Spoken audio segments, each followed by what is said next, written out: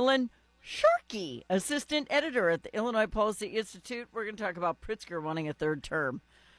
Dun, dun, dun, dun, dun, dun. Hi, Dylan. Hey, Fawn, how are you? I'm great. How are you doing? Fantastic. You know, if ever there was a good time to talk about Shark Week, not only is it with a guy named Sharky, but it's about a guy named Pritzker who is a shark in the water. So if you're a seal, beware, because that guy is trouble. That's exactly right. He's out there for sure. And people are saying he's going to different waters, eventually trying to go after the White House. Yeah. God help us, because that man can't even run Illinois. So it's so interesting that people have always thought of Illinois historically as a blue state, nothing new. But if Pritzker were to win a third term, he would be the first three-term Democratic governor ever in Illinois. Well, it's because they usually go to jail. I'm sorry. I mean, so many of them go to jail. Well, that's part of it, too. Yeah. There's time tests on that, yeah. So yeah, we found you've Illinois had two policy. of them in the last 20 years. Two. Yeah, four of the last 10. Yeah, well, there you go. That's even better stat. Love it. Okay, yeah, so 4 last 10. So why does he? We have a 2-term limit. Don't most states say 2 terms? Yeah. So 37 states have some form of term limits for the governor's office. It varies. Like I believe in Indiana, it's you can't serve for 2 terms in a 12-year window. Some say you can't serve 2 terms back-to-back period. Some say you can't do 2 terms in your life period. But 37 have some form, and Illinois is, of course, not one of them. Okay. Why not? Do they have to vote to change that, or what happens? Yeah, lawmakers would have to do it themselves, and I think politically it's kind of a shot at whoever is governor in office at the time. So, you're kind of basically saying you don't like the governor. Mm-hmm. And for, the current legislature, they wouldn't want to do that against Pritzker, even though it has very little to do with him. It's more about just good government for the whole state. But he's not. I mean, you have the biggest pension problem in the entire country with California creeping up trying to take your first place. You've got people unemployed. You've got high taxation like I've never seen anywhere before. And everybody thinks everything's good? Oh, no, I mean good government as in having term limits, not that Illinois things are going good in Illinois. No. Yeah. Okay, I was so puzzled by your statement there. I was like, No. what? It would be good government to do term limits, which we aren't doing. Yeah, all right. So with all that being said, are you going to do something about him being able to run for a third term, or is it too late? I think the best thing for people would be to have the people vote for themselves, and they decide. What's so funny to me is that you look at his last 2 elections, he won by a landslide. It wasn't even close. It's what pollsters would call not competitive running for governor of Illinois. But we do polling on his approval rating, and it hovers at around 50%, meaning that there's a decent amount of people who voted for him both times that would gladly pick somebody else and are exactly excited about him. But he's like a bull, like the running of the bulls in Spain. Nobody can get in front of him to run. Does he have something on people where they're afraid to run against him?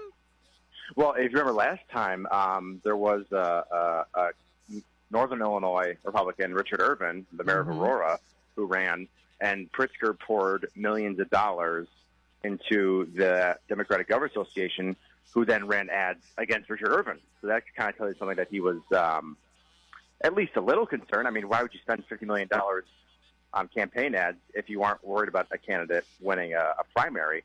And I think it doesn't help that Senator Durbin's seat is going to be up. So you have a lot of people who could run for governor who are going to run for that seat instead. Yeah. So the bottom line is y'all need to shift a little bit so that there's even a chance for a Republican to get a bill passed. Because right now they just get shouted down and they can't even say what they want to say. Yeah. Again, people have always thought of Illinois as a blue state, which it is for sure. But the gap of between the two parties has never been wider than it is right now. In the House and the Senate in terms of seats, Democrats hold supermajorities. They've never been stronger. Mm-hmm. Yeah.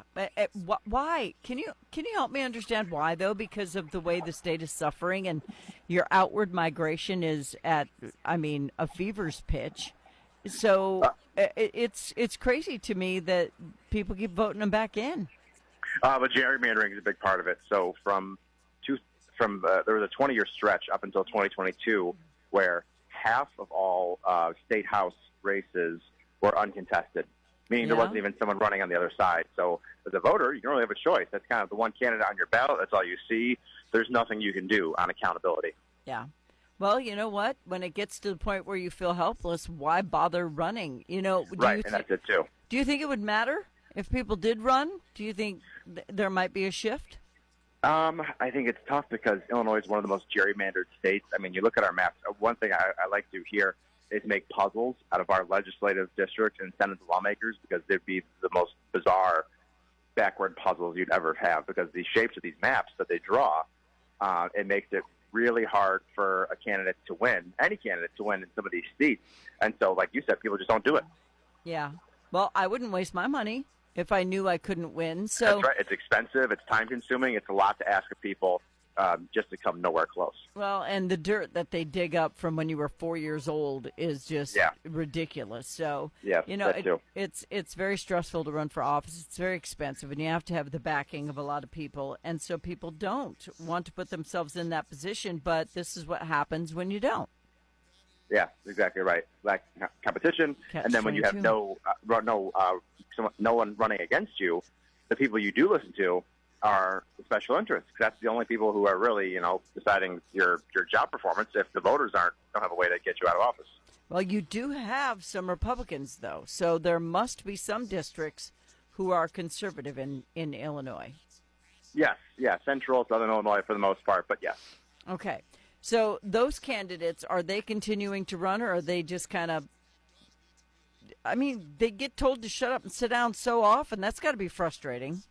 Yeah, there's turnover for sure, but, say you have one candidate who's frustrated, decides to not run again. If they are in a Republican district, odds are another Republican has a chance to win there, and so it doesn't change in terms of like the total count, but the name changes for sure. Yeah. All right, so it is critical that everybody understand the consequences of Pritzker getting in there again because he has not done you well for the last 2 terms. He just has not. He's been loudmouth. He's even been defaming against President Trump and other people who are on the right and has not been called out for it, and he should be. But he seems to be... I don't want to use the word mafioso, but it just seems like he's got this mentality of I'm taking over the world. You know what I mean?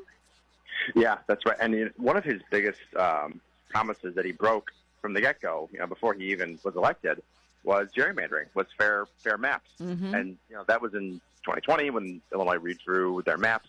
But if he wins this 3rd term, he'll be in office close to when they draw the maps again. And so I'd be curious if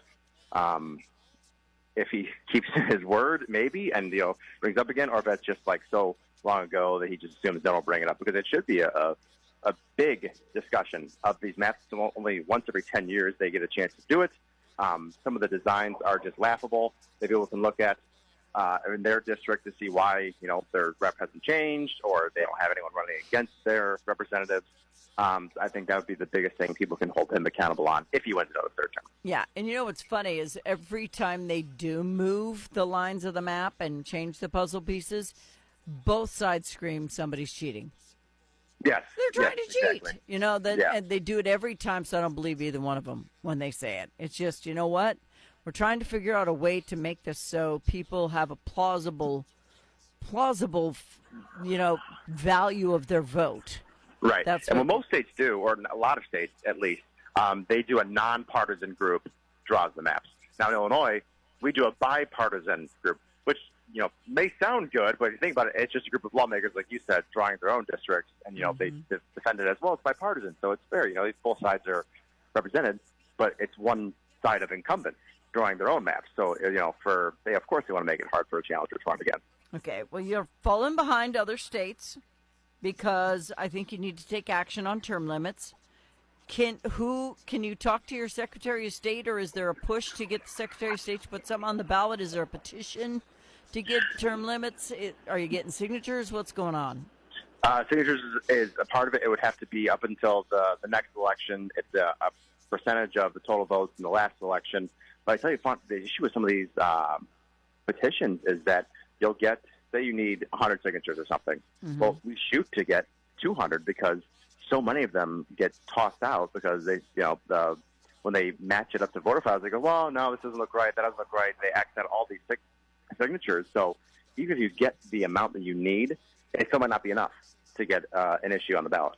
Well, I think in Illinois that you could find 500 people who would sign this petition. No, I just said the number, but yes, yeah. No, yes. Yeah, no, it's happened before, petitions, and it's been blocked before. The quickest way would be for lawmakers to address it themselves, which, of course, they haven't done, and there's lack of political motivation to do. Yeah, well, because they're all very happily running uncontested, so why would they? Yeah. Right, exactly. Assistant editor at the Illinois Policy Institute, Dylan Sharkey. Pritzker is running for a third term. You think he'll win? If it were today, I think he would win, yeah. I mean, not knowing who he's running against, but, yeah. I think it's hard to out-fundraise him. Because he's rich. And you know what's funny? Everybody hates Trump because he's rich, but Pritzker's great because he's rich. Isn't that funny how that works? Yeah, both hotel guys, both hotel tycoons. Yeah, imagine that. Are any protests in front of Pritzker's hotels about him being rich? Any problem with that? I haven't seen any. Yeah, I haven't heard about many, no. Of course not. All right, Dylan Sharkey, assistant editor, Illinois Policy Institute. Pritzker running for a third term. Make sure you go to their website to learn more. And it is, Dylan? IllinoisPolicy.org.